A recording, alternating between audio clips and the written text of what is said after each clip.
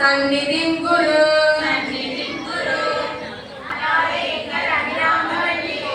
அண்டமெல்லாம் புகழை உயிரந்த காத்தாலை அங்கையில் பாசாங்குசமும் கரும்பும் வில்லும் சேர்த்தாலை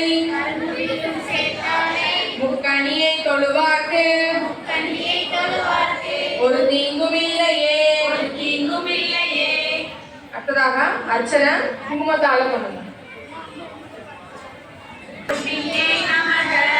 ஓம் ஜோதி லக்ஷ்மியை நமக. ஓம் தீபலக்ஷ்மியை நமக. ஓம் மகாலட்சுமியை நமக. ஓம் தனலக்ஷ்மியை நமக.